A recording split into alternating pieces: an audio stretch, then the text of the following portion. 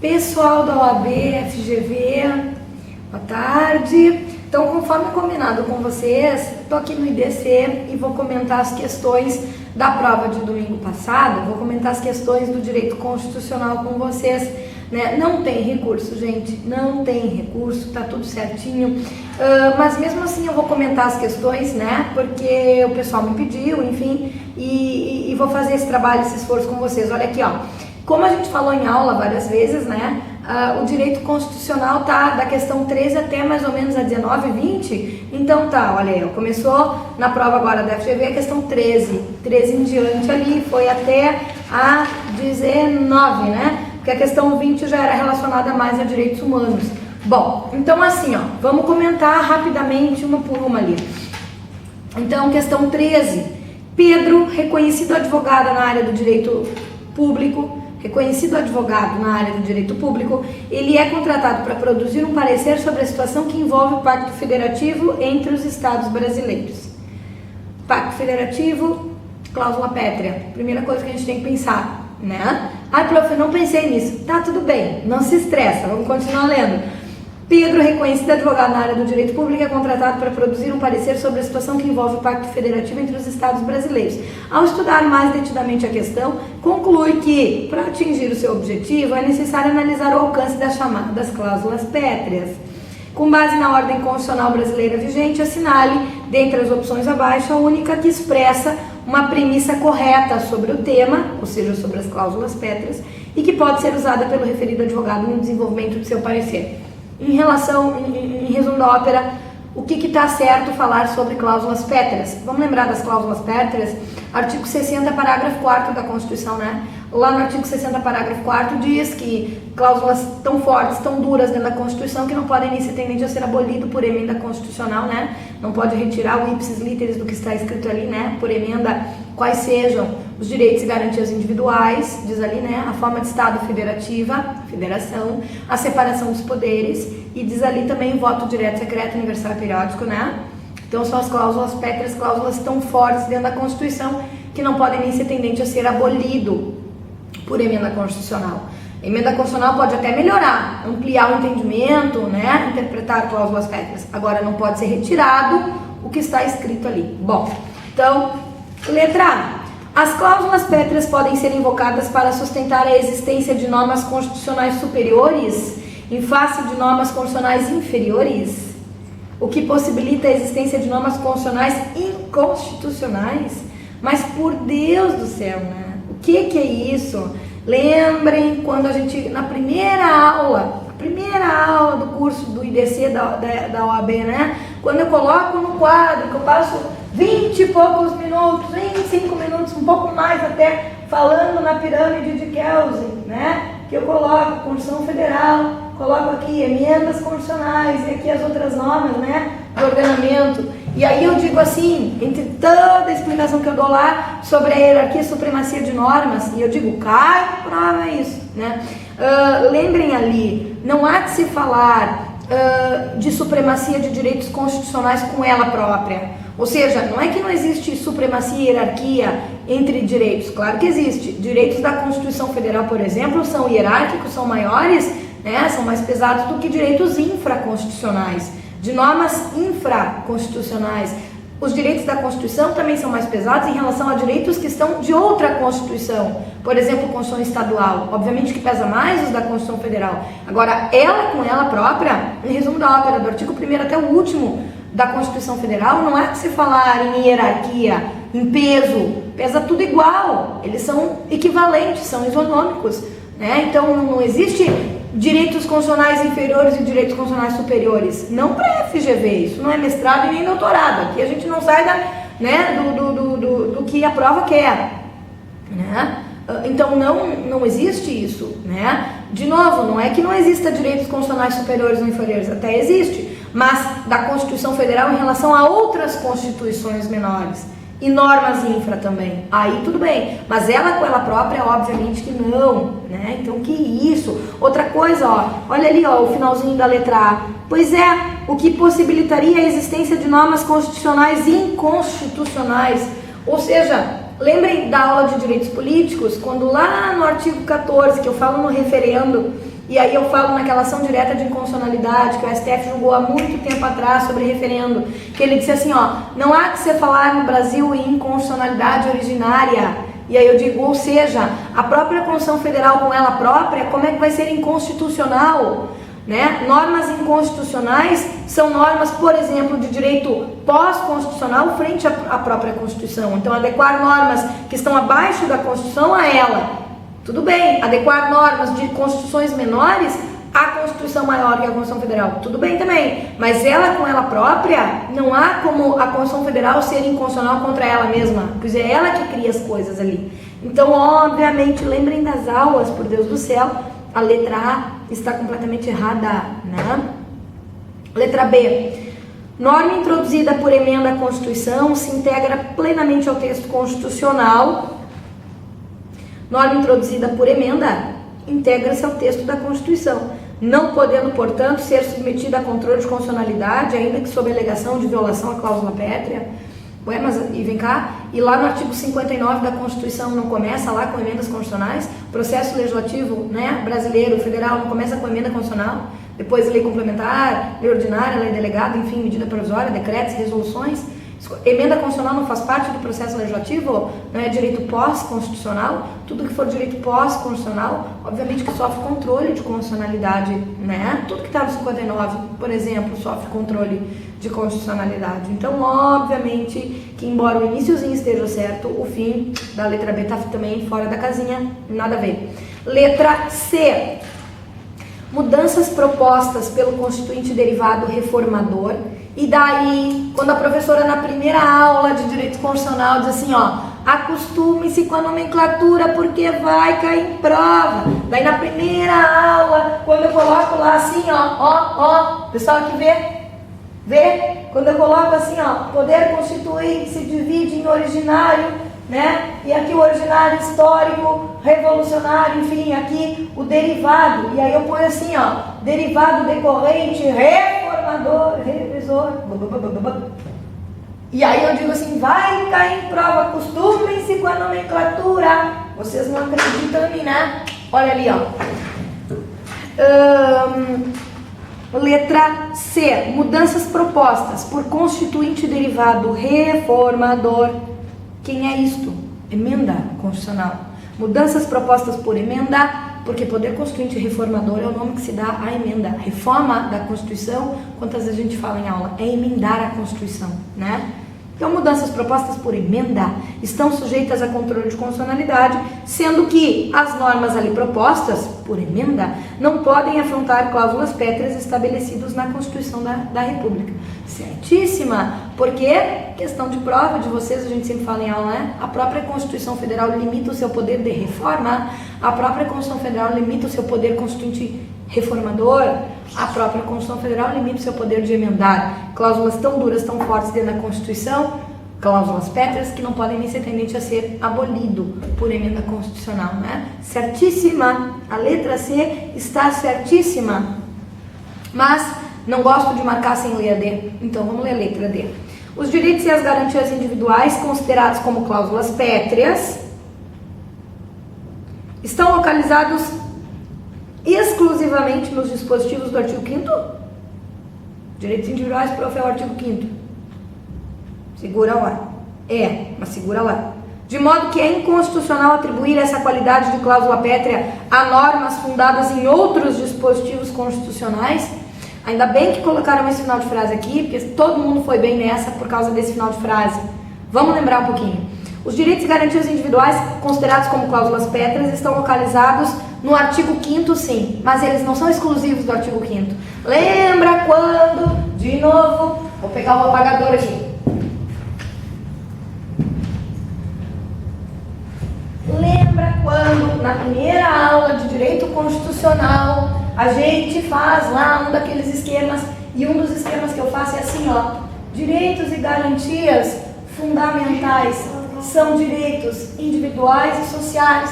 Lembram disso? Daí quando eu coloco aqui os direitos individuais, eu no início coloco artigo 5º da Constituição Federal. E depois de toda uma explicação, inclusive das dimensões, primeira, segunda, terceira, quarta e quinta dimensão, eu digo assim, agora o STF, inclusive, tirou direitos daqui e colocou aqui, daí eu coloco lá em cima assim, ó. Agora o 14, o 15 e o 16 também são considerados direitos individuais, de primeira dimensão, direitos civis, direitos políticos. Então, obviamente que não é só o artigo 5º que traz direitos de primeira dimensão, individuais, primeiro momento de pensar. O 14, o 15 e o 16 também, né? Agora, ainda bem que colocaram o resto ali, que todo mundo foi bem e marcou como errado essa questão. Realmente, cláusulas pétreas também estão consagradas em outros dispositivos da Constituição, né? O próprio artigo 60, parágrafo 4º diz, além dos direitos garantidos individuais, quem mais? A separação dos poderes. Por exemplo, a separação dos poderes está no artigo 2º. A forma de Estado federativa, a federação está tanto no artigo 1º quanto no artigo 18º. Então, obviamente que também daí não é inconstitucional ter cláusulas pétreas em outros dispositivos da Constituição. Então, obviamente que a letra D ela está toda errada, o início e o fim. Letra C, então, né? Letra C é a correta para marcar na questão 13, e observem bem, a questão 13 trouxe, nas alternativas, trouxe praticamente a primeira aula de constitucional inteira nela aqui, ó. Cuidado, gente, olhem o que está sendo dito nas aulas, porque o que diz nas aulas é exatamente o que cai em prova. Muito bem, questão 14. Gente, a questão 14 da prova da FGV, né, o 17º exame agora, né, da primeira fase, a questão 14, ela é a letra A, considerada correta, é um novo constitucionalismo. Por que, gente, o novo constitucionalismo? Porque, na realidade, o novo constitucionalismo, ou o neoconstitucionalismo, né, é a ideia, a mesma coisa de mutação constitucional, que seria o que? Um processo informal de se modificar o significado da Constituição Federal sem que houvesse realmente, ou sem que haja alteração do seu próprio texto. Então é modificar o entendimento da Constituição, mas sem escrever, sem reformar, sem colocar emenda constitucional dentro dela. E isso se faz de algumas formas. Uma dessas formas, por exemplo, é através da via interpretativa. E a via interpretativa baseia-se nos princípios, nas ideias principiológicas. Então, é aquele exemplo que a gente sempre dá também na primeira aula, né? Que eu coloco no quadro, mutação constitucional é igual a neoconstitucionalismo, que é igual a hermenêutica constitucional. Aí eu coloco lá exemplos que a gente analisa em aula, do artigo 226, parágrafo 3º, lembra? Do artigo 52, inciso 10. Então, isso tudo, na verdade, significa um neoconstitucionalismo. Ó, modificar o entendimento da Constituição, mas sem escrever em cima dela, sem alterar na emenda, né? Sem colocar modificar o ipsis literis. Então seria só fazer uma interpretação, uma hermenêutica. E isso, uma das formas, como eu já falei, é baseada em princípios. Então olha a questão. 14. Dois advogados com grande experiência profissional e com a justa preocupação de se manterem atualizados concluem que algumas ideias vêm influenciando mais profundamente a percepção dos operadores do direito a respeito da ordem jurídica. Um deles, inclusive, lembra que a Constituição Federal ela vem funcionando como um verdadeiro filtro, de forma que está influenciando todas as normas do ordenamento prático com seus valores. Realmente a Constituição Federal é a origem de tudo no país, então ela influencia tudo. Bom, tudo parte dela, né? Bom, o segundo advogado, concordando com o advogado anterior, adicionou também que existe um reconhecimento, um crescente reconhecimento de natureza normativa-jurídica de princípios. Esse reconhecimento é feito por tribunais, especialmente pelo STF, que, usando princípios, portanto, né, aproxima as concepções de direito e justiça buscadas num diálogo racional, diz ali, e oferecido um papel de maior destaque aos magistrados. Ou seja, quando ele diz aqui sobre essa natureza normativa jurídica dos princípios pelos tribunais, ele quer dizer que todos os tribunais, principalmente o Supremo, têm feito análises principiológicas baseadas no texto da Constituição. Quando fala ali buscadas num diálogo racional, seria buscadas num diálogo social, ou seja, eles pensam a Constituição de acordo com a moral da sociedade, de acordo com os costumes, com os valores morais da sociedade à época, né? Isto é novo constitucionalismo, olha bem. Depois, continuando a questão, as posições apresentadas pelos advogados mantêm relação com uma concepção teórica jurídica que no Brasil e em outros países vem sendo denominada de neoconstitucionalismo, né? Interpretar a Constituição não escrevendo em cima dela, mas a base de princípios seria, por exemplo, um neoconstitucionalismo, uma mutação constitucional. Então, gente, infelizmente, para vocês, meus alunos que pediram recurso para essa questão, não adianta, não cabe recurso, está correto, né? Teve um aluno que disse, prof, mas o jusnaturalismo, nada a ver, nada a ver, nada a ver, nada a ver. Jusnaturalismo é a ideia de direito natural, nada a ver aqui, tá? Nada a ver aqui, aqui mostra regras principiológicas. Então é um novo constitucionalismo, que inclusive alguns doutrinadores nem aceitam, outros aceitam, fica, né, à mercê da doutrina, a maioria da doutrina, a doutrina majoritária já aceita esse novo constitucionalismo difundido, né? Tá? Então, isso é um ativismo judicial, é o judiciário ser ativista, né, nos ideais da sociedade, e aí modificando a Constituição baseado nisso. Não tem recurso, é isso que eu quero dizer para vocês. A questão 15... A questão 15, gente, do 17º exame da prova da FGV, OAB, né? A questão 15 eu me lembrei muito do hora H aqui no sábado, viu, Gabi? Eu me lembrei do hora H no sábado. Lembra aquele mundaréu de aluno que tava lá em cima? E aí teve quando eu tava passando no meio de todo mundo assim pra ir pro palco, a menina me disse assim, prof, me gritou de lá, me puxou, né, pela camisa. A senhora vai falar sobre cláusula de reserva de plenário? Eu disse, vou falar sobre controle difuso. Hora H, foi dito isso, né? Olha a questão 15, a questão 15 fala do controle difuso de constitucionalidade. Eu vou ler a questão, tá? Vamos devagar aqui, ó. Ela, na verdade, fala da cláusula da reserva de plenário do artigo 97 da Constituição Federal. Olha só, questão 15. Determinado Tribunal de Justiça vem tendo dificuldades para harmonizar os procedimentos de suas câmaras, órgãos fracionários, em relação à análise em caráter incidental da inconstitucionalidade de certas normas, como pressuposto para o enfrentamento do mérito propriamente dito. Prof, não entendi nada. Ô, prof, já me perdi aí. Segura, não tem problema nenhum. Eu já disse várias vezes em aula para vocês, calma, não se estressem quando vocês olham assim uma questão e, meu Deus, o que ela está dizendo? Calma, ó, respira. Vamos de novo. Como é que a gente tem que pensar essa questão? Primeiro eu vou terminar de ler ela. A presidência do referido tribunal manifestou preocupação com o fato de procedimento adotado por 3 dos órgãos fracionários estar em conflito com aquele tipo correto pela ordem constitucional brasileira. Piorou a coisa. Agora sim, como é que a gente tem que pensar essa questão? Quer saber como é que a gente tem que pensar? A gente tem que pensar como foi dito em aula várias vezes, como foi dito no hora H, como foi dito inclusive nos vídeos gravados para vocês de controle de constitucionalidade daqui do IDC, né? Que a gente grava. Olha só, tem que lembrar. Falou em inconstitucionalidade, qual é a matéria? Controle de constitucionalidade. Falou em constitucionalidade como? Vias de ação ou incidente? Em meio de defesa, meio de exceção. Lembram disso? Palavras? Falou no incidente. Incidente de inconstitucionalidade significa controle difuso. Lembrar do controle difuso. E qual é a regra do controle difuso?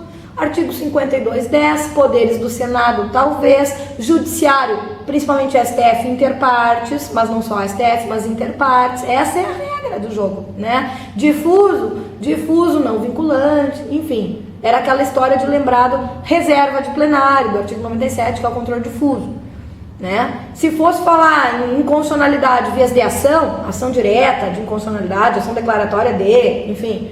Bom, então, controle concentrado, efeitos lado concentrado, como a gente viu. Então, na real, olha só como é que a gente tinha que ler essa questão.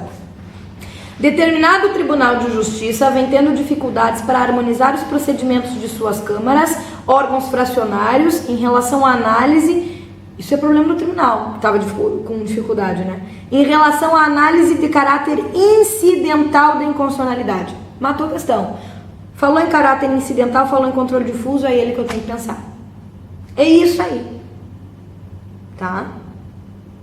Aí vem o finalzinho da questão que diz assim: apenas uma das câmaras adotou um procedimento referendado pelo sistema jurídico constitucional brasileiro. Assinale a opção que apresenta o procedimento correto. Resumo da história: assinale a opção que apresenta o procedimento correto no controle difuso.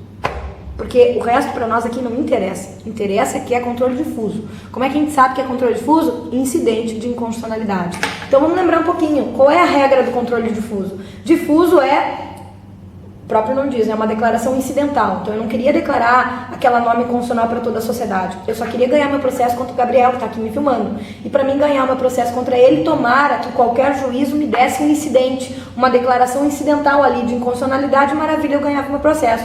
Só que nós temos a ampla defesa contraditória e meios e recursos inerentes ao processo. Nós temos o artigo 5º, inciso 55, o princípio do devido processo legal, né? E aí que qualquer juízo pode me dar, no primeiro grau, uma inconstitucionalidade no controle difuso, incidental. Pode chegar ao STF, para que ele confirme lá embaixo, o que foi lá embaixo dado inconstitucional. Pode chegar ao STF, e sempre quando vai ao STF, nem sempre vai, mas sempre quando vai, é através de recurso extraordinário. Agora, até chegar no STF, e ele confirmar ou não a inconstitucionalidade, né, o incidente, mas até chegar nele nós temos o duplo grau. E qual é a regra no duplo grau? Que não é qualquer Câmara ou qualquer turma ou qualquer sessão que pode dar uma inconstitucionalidade ali em caráter incidental. Daí, na verdade, é o órgão especial ou o plenário do tribunal. Porque daí nós temos a chamada reserva, a cláusula de reserva de plenário, que é o artigo 97 da Constituição Federal, que diz que em controle difuso, quando é no duplo grau, daí não é qualquer Câmara lá vão ter que fazer isso, e sim específico ali, porque é uma questão de ordem suscitada, né? E aí essa questão de ordem, esse incidente, vai ter um órgão específico para declarar inconstitucional ou não. E esse órgão específico, na verdade, é o pleno do tribunal ou o órgão especial. Então, no duplo grau, quando fosse em sede de apelação, como é que funcionaria?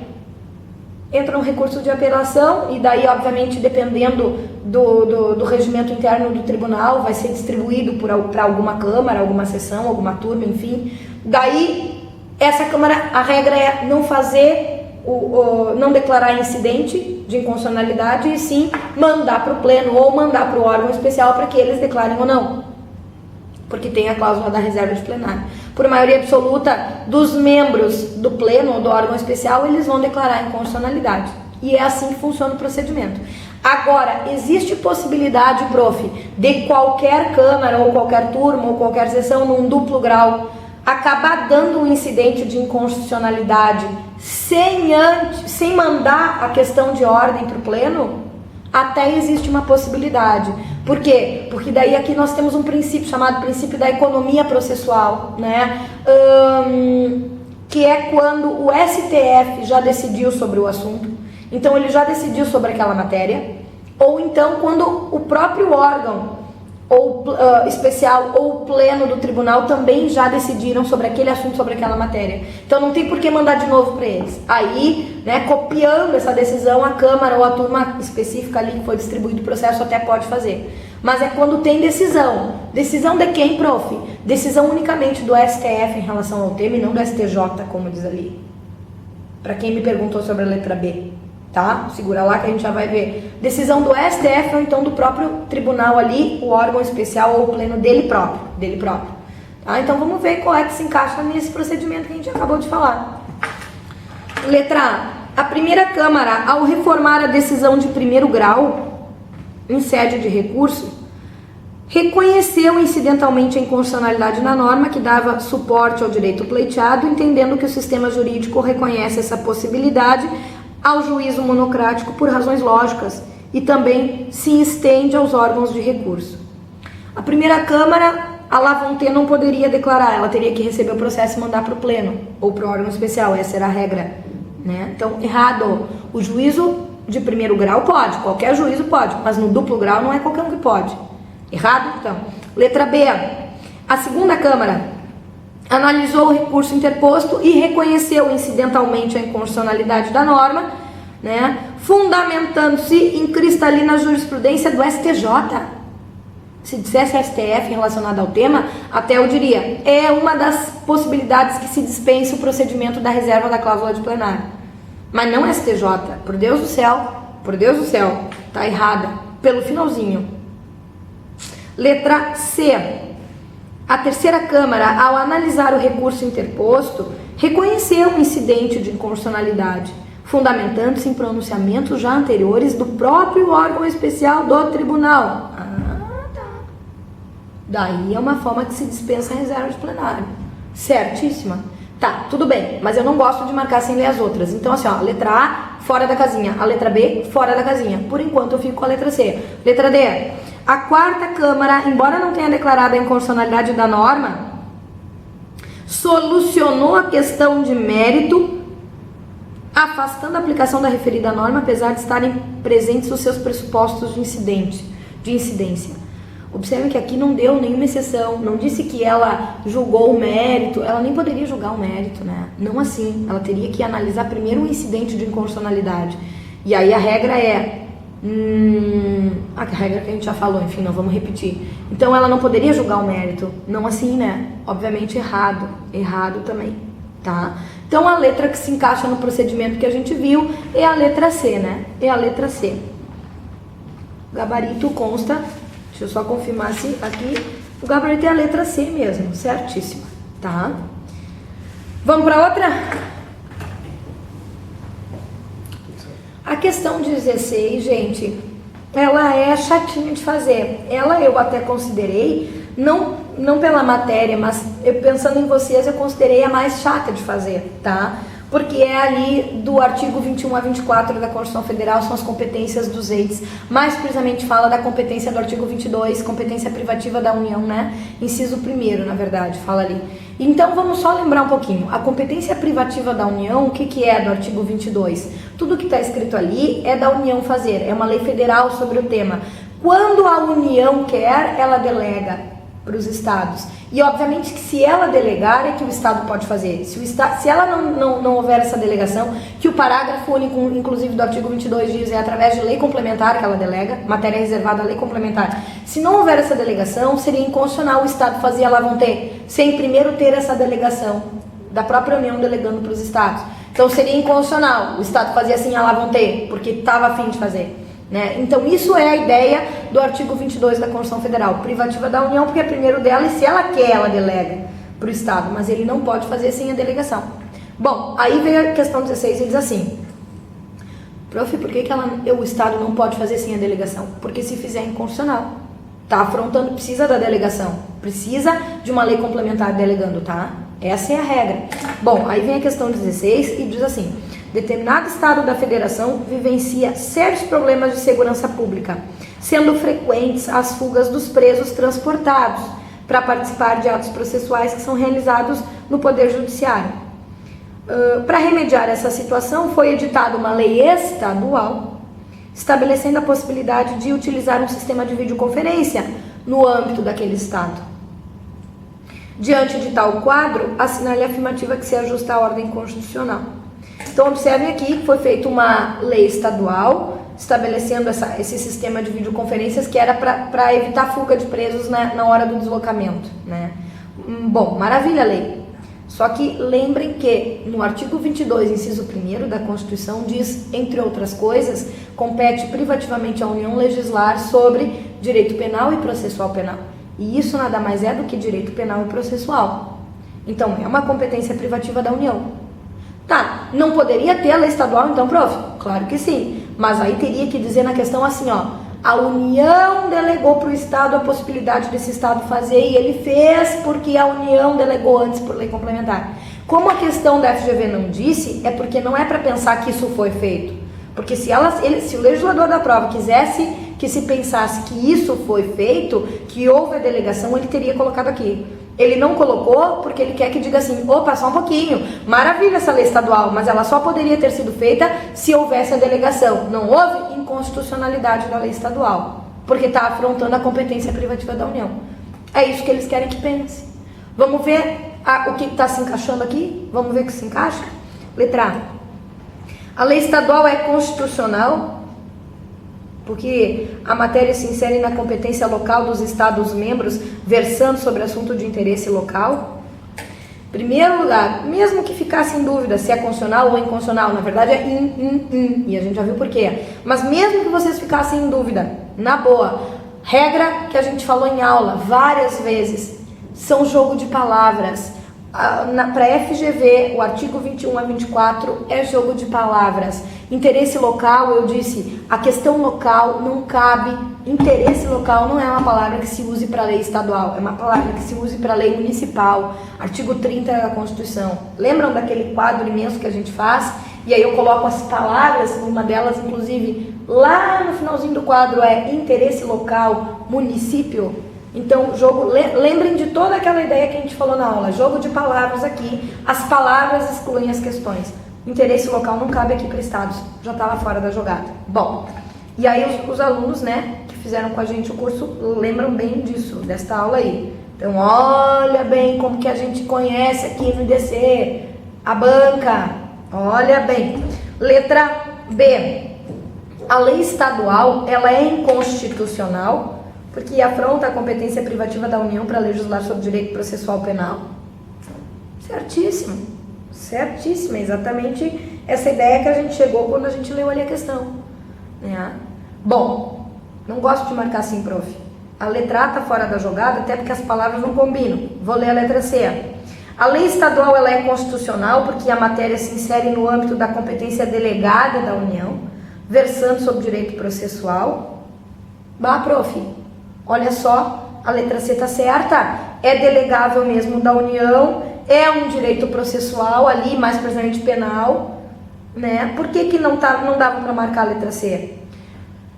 Porque, em primeiro lugar, a lei só seria estadual, a lei estadual só seria constitucional se em cima, no caput da questão 16, dissesse a União pensou nesse assunto e delegou a possibilidade dos estados fazerem essa lei estadual sobre o sistema de videoconferência. Aí tudo bem para marcar a letra C. Mas como não deu toda essa explicação, entenda-se que eles fizeram a lá vão ter. O estado fez a lá vão ter.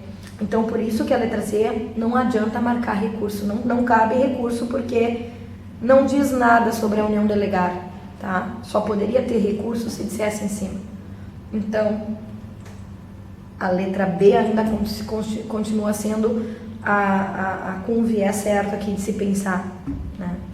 Letra D. A lei estadual ela é inconstitucional porque o comando normativo dessa natureza, por força do princípio da simetria, deveria estar previsto na Constituição estadual. Misturaram matérias. O princípio da simetria não tem nada a ver com as competências do artigo 21 a 24. E outra, essa coisa de ter que estar escrito na Constituição Estadual também não chama de princípio da simetria, é um outro nome, norma de reprodução obrigatória. Então misturaram matérias aqui, nada a ver, né? Letra B mesmo é a correta, letra B é a correta. Vamos para a próxima questão.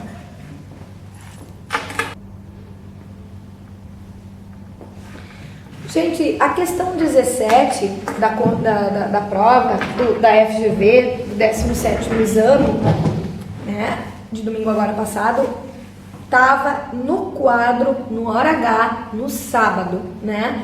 Eu me lembro, inclusive, quando, meio a toda aquela multidão de alunos, tanto presencial quanto em EAD, eu disse assim, ó, para todo mundo agora, ninguém anota nada, olha para cá pro crime de responsabilidade, porque crime de responsabilidade vai cair em prova para vocês.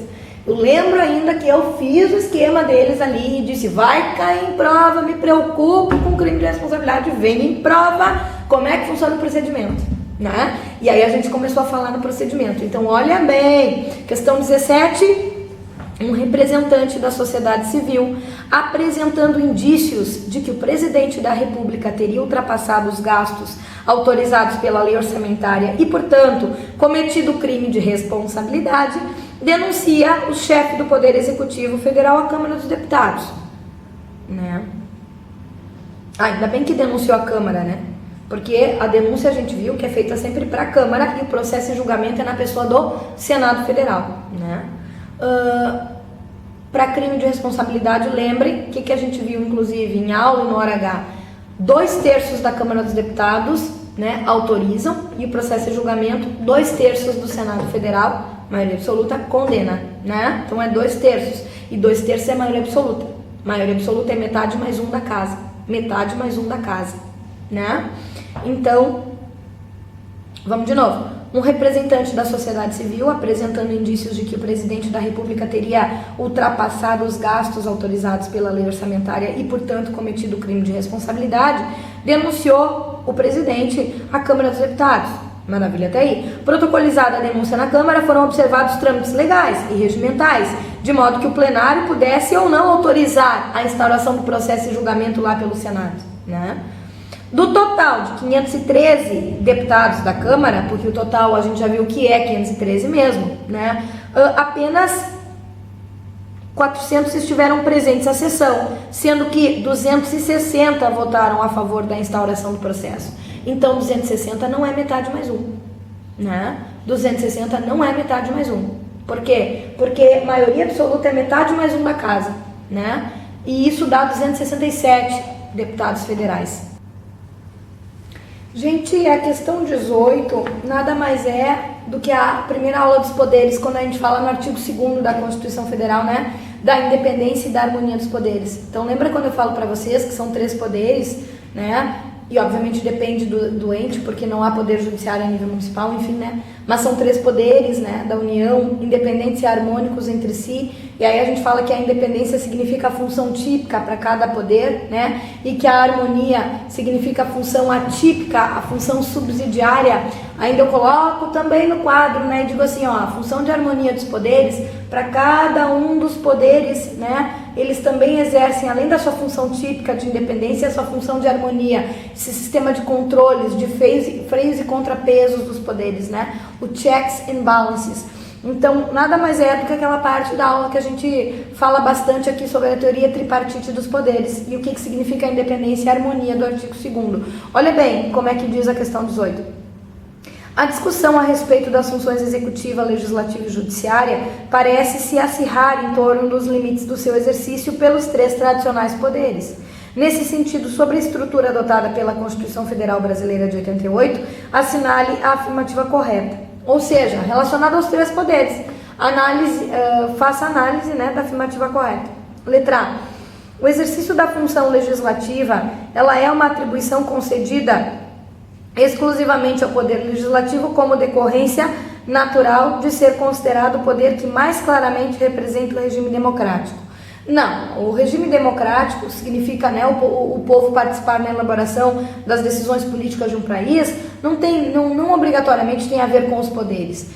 Os 3 poderes, os 3 são de forma equivalente na democracia, cada um com a sua função típica, mas os 3 contribuem de forma equivalente para a democracia. Então não tem essa de um poder ser mais democrático que o outro, só porque tem mais pessoas do legislativo, né, fazendo normas. Não, absolutamente essa ideia de representar a maioria do regime democrático, isso não condiz, tá? Mas mesmo que estivesse pensado, né, que se pensasse, não, mas afinal de contas o legislativo é muito mais pessoas, são 513 deputados e 81 senadores, diferentemente do judiciário e principalmente diferentemente do executivo, né? Então mesmo que se pensasse assim, não é exclusiva do legislativo. Por quê? Porque eles têm a função típica, cada um tem a sua, o legislativo legisla, o executivo faz a execução, né, dos serviços públicos, enfim, e o judiciário faz a jurisdição, os julgamentos, mas não exclusivamente, porque é a função típica de cada poder, mas eles têm a harmonia, eles têm esse sistema de controles, de freios e contrapesos dos poderes, o que a doutrina chama de checks and balances. Então não é exclusivo de cada poder, os outros poderes também fazem a função atípica, né, de um ou outro. Então o judiciário também legisla e executa, o legislativo também executa e julga, né? Então nós sabemos disso e já vimos vários exemplos, então não é exclusivo. A letra A está errada. Letra B. O exercício da função jurisdicional é uma atribuição privativa do Poder Judiciário, embora se possa dizer que o Poder Executivo, no uso do seu poder disciplinar, também faça o uso da função jurisdicional. Quase tudo está certa nessa letra B, né? Por quê? Porque realmente o Poder Executivo ele tem a função de harmonia, então ele legisla e julga também. Por exemplo, o julgamento é quando ele exerce os seus PADs, os seus poderes disciplinares, né? É uma função atípica de julgamento mesmo, né? Da harmonia. Só que está errado dizer que é uma atribuição privativa do judiciário, porque a ideia da palavra privatividade, né? Não é para judiciário. A ideia da palavra privatividade, e aí aquilo que foi colocado lá no hora H, lembram quando eu coloquei o artigo 84 em aula, quando eu coloquei o artigo 49 e 48 em aula, e eu disse assim, ó, não troquem por Deus do céu as palavras. Falou em privatividade, é só Câmara ou só Senado, ninguém mais, porque a doutrina do direito constitucional entende assim. Falou a palavra exclusividade, não é para qualquer um do Legislativo, é Congresso Nacional, é o bicameralismo e as duas casas juntas. Né? Falou em privatividade, é para o Executivo, para as competências do Poder Executivo no artigo 84. Então o que eles fizeram aqui foi misturar conteúdos, eles misturaram os conteúdos às atribuições. A palavra privatividade está errada para o Judiciário, tá? De resto está correto. Realmente o Executivo ele tem função jurisdicional, por exemplo, nos seus PADs, nos seus poderes disciplinares, né? Por causa da harmonia dos poderes, tá? Mas ali a palavra privatividade não está correta. Não se fala em privativa e nem exclusiva para judiciário. A questão de privativa e exclusiva a gente só pensa no Executivo e no Legislativo, tá? Então, por isso. Letra C. O exercício de funções administrativas, judiciárias e legislativas deve respeitar a mais estrita divisão das funções, não existindo possibilidade de que um poder venha exercer atipicamente funções afetas a outro poder. Nada a ver, né? Quantas vezes a gente já falou na harmonia dos poderes que significa abaixo da função típica, abaixo da função básica para a qual eles servem, subsidiariamente falando, acessoriamente falando, eles exercem a função um do outro poder também. Num sistema atípico de controle, né? Numa função atípica, mas existe. Então, errada a letra C. E a letra D, certíssima, quando diz que a produção de efeitos pelas normas elaboradas pelos poderes legislativo e executivo pode ser limitada pela atuação do Poder Judiciário, no âmbito de sua atuação típica de controlar a constitucionalidade ou a legalidade das normas do sistema. Sistema de harmonia dos poderes. Ou seja, o que quer dizer a letra D é quando o Legislativo faz uma norma, que é a função típica dele mesmo de fazer. Quando o Executivo faz uma norma, numa função atípica, porque não é competência do Executivo, né, de independência, a função típica dele fazer norma, mas harmonicamente ele pode. Por exemplo, o artigo 62, medidas provisórias que são feitas pelo Presidente da República, com referendo do Congresso, mas é feito pelo Presidente. Própria lei delegada lá no artigo 68, né? O Congresso delega ao Presidente, é ele que faz. Tem matérias que ele não pode fazer por lei delegada, enfim. Mas então ele também harmonicamente faz funções legislativas. Quer dizer que quando o Legislativo faz a função que ele serve para fazer, que é legislar, quando o Executivo faz a função que não é dele, mas que ele pode, numa harmonia, que é legislar, o Judiciário também pode atuar numa harmonia. Por quê? Porque ele é que julga. Então ele é que controla a constitucionalidade ou a legalidade dessas normas. Certíssimo? Certíssimo. Aqui brincou, olha bem o que fez a letra D. Brincou com a função típica do Legislativo, em relação a ele mesmo, com a função atípica do Executivo de executar normas, em relação ao Executivo, e com a função típica de jurisdicionário do Judiciário, com a função de independência do Judiciário. É a função dele fazer controle de normas, né? Julgar. Certíssima a letra D. A letra D demonstra a independência e a harmonia dos poderes. A letra D demonstra o artigo 2º, bem perfeito, da Constituição Federal. Tá? Então, tá aí respondida a questão 18 também.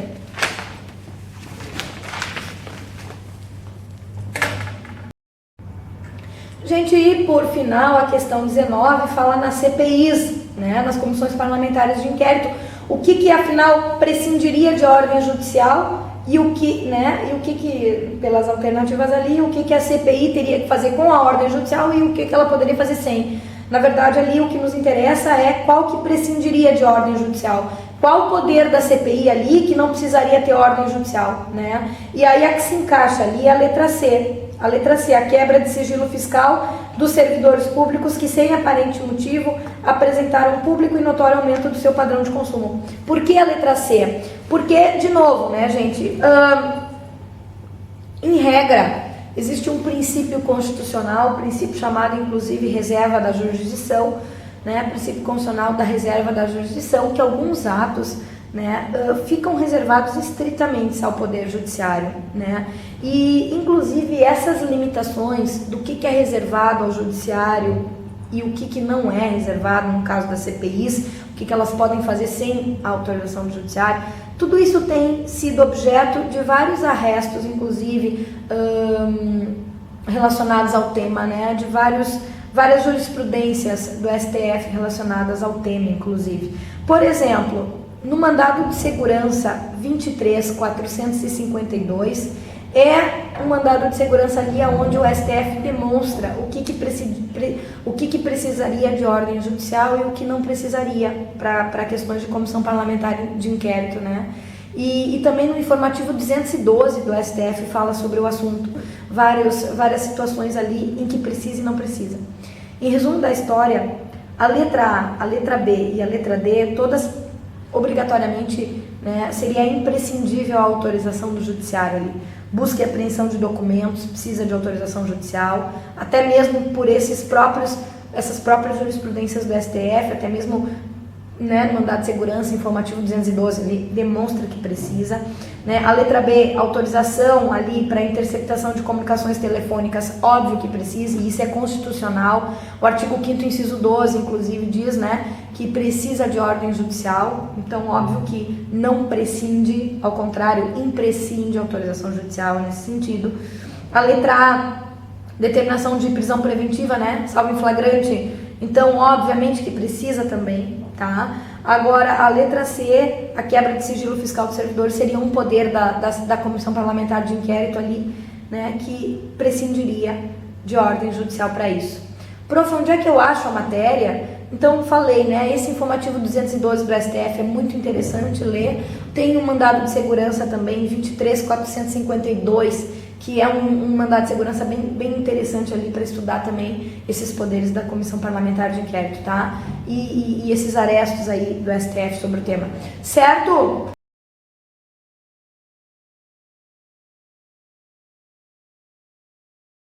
Bom, gente, então era isso, né? Então as questões todas já foram comentadas da primeira fase e bora lá agora para a segunda fase, né? Então vamos lá agora para a segunda fase. O pessoal que passou na primeira fase, matriculem-se na segunda fase, né? Escolham a que vocês têm, vocês sentem no chão, escolham a que vocês gostam, né? Prof, a gente gosta de civil, então vem para civil, processo civil, que a professora Letícia está esperando vocês. Né? Prof, a gente gosta de penal, então vem pra cá que o professor Davi André também tá aqui, tá esperando vocês, tá?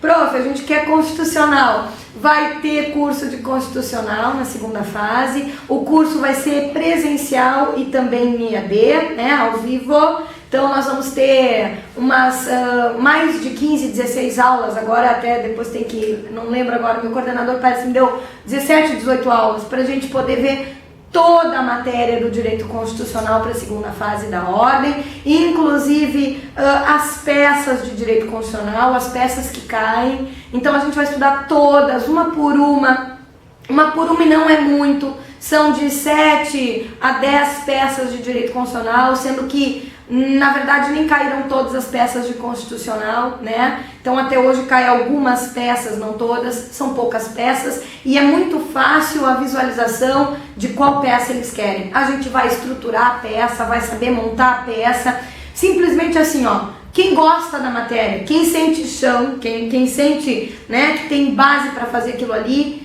não se preocupem com o resto, simplesmente venham, matriculem-se que o resto a gente faz aqui, tá? Então, desejo a todos, né, uma bela finalização aí de prova, porque nós temos ainda a segunda etapa, né? Não se preocupem porque é o seguinte, todo mundo tem o seu tempo determinado, existe um tempo determinado para tudo, né? Às vezes a gente é que é muito ansioso e quer as coisas, né, de uma hora para outra, né, Rodrigo? Mas a verdade é que tudo tem o seu tempo. Então, assim, ó, não se preocupem, simplesmente, não passei na primeira fase. Não desiste, mas nem que não tenha passado várias vezes. Não desiste, a não ser que não seja o que vocês querem. Porque se realmente é o que vocês gostam, é o que vocês querem, não desistam, vão atrás do sonho de vocês, ouçam o coração de vocês. Ouçam o coração de vocês, porque é com o coração que a gente faz as coisas bem feito. É com o coração que a gente consegue ter prazer nas coisas e satisfação e realização pessoal. Então assim, ó, às vezes, né, tem tanta gente que fala negativo, né, em relação às coisas. Por exemplo, quantas vezes alunos, né, nos procuram e dizem: ai, prof, mas a minha mãe, meu pai, né, não me dão apoio, falam que, puxa, já rodei tantas vezes, então não é pra mim, tio, tia, primo. Olha, pra falar negativo sempre tem muita gente, né, mas eu me lembro de um vídeo do ator Arnold Schwarzenegger, né, que agora até tá no cinema de novo com o Exterminador aí. E eu tenho um videozinho dele no YouTube, procurem pra ver, que ele fala, né, que durante toda a carreira dele, muitas foram as críticas, que lá no início, inclusive, diziam assim pra ele: mas o teu porte físico não é de ator, porque antigamente, né, o porte de ator era mirradinho e ele era bem musculoso, né? Então o teu porte físico não é de ator, tu não vai ser reconhecido nessa profissão. Imagina o teu nome estar numa tela de cinema, né? Só na pronúncia já não vão nem querer ver o filme, né? E hoje a gente sabe que ele é um dos atores mais bem reconhecidos e muito mais bem pagos também, né? Então, obviamente que ele não desistiu. Ele também disse nesse mesmo videozinho que rola no YouTube, ele diz o seguinte, que ele também queria muito, ele participou de campeonatos de fisiculturismo, enfim, e ele queria muito ser campeão, né? E a primeira vez que ele foi participar, teve gente que disse: não, embora tu seja musculoso e tal, mas tem muita gente melhor, muita gente que é melhor porte para isso do que tu, inclusive. Tu não vai ganhar. Mesmo que tu vá, tu não vai ganhar. Esquece isso. Fisiculturismo, esquece também que não era. Pois por 13 vezes consecutivas ele foi campeão de fisiculturismo. 13 vezes consecutivas. E aí a conclusão, inclusive, que ele diz é: nunca tomem um não como resposta, a não ser que vocês mesmos queiram esse não, que vocês mesmos digam não. Porque senão, não deixem pessoas negativas influenciar, né? Existe as coisas na vida as coisas que são de vocês e ninguém vai tirar. A única pessoa que pode realmente interferir nisso tá lá em cima, e ela é tão bondosa, ele é tão bondoso, né? Que ele certamente não vai colocar negativismo, tá? Então o que é de vocês, façam esforço, obviamente que as coisas são feitas com esforço, né? Eu tenho que fazer esforço para a coisa dar certa, mas existe uma pessoa lá em cima que cuida de cada um, e ele sabe aonde aperta o sapato de cada um, tá? Então, a gente aqui no curso, seja lá qual for a segunda fase que vocês escolherem, a gente gosta muito de vocês. Eu amo vocês. Vocês, assim como eu influencio a vida de vocês, e eu sei que eu influencio, porque vocês me têm no Face, vocês me dizem isso todos os dias, com elogios, com um monte de coisa. Eu quero que vocês saibam que vocês também influenciam muito a minha vida. Eu amo muito vocês e eu não seria realizada se eu não tivesse vocês, tá? Então venham, simplesmente venham pra cá e deixa que a gente faz o resto, porque o sucesso de vocês é o nosso sucesso, tá? Então, beijo muito grande, sucesso aí, parabéns para quem passou na primeira fase e vamos lá, segunda fase, tá? Vamos passar também. Fui!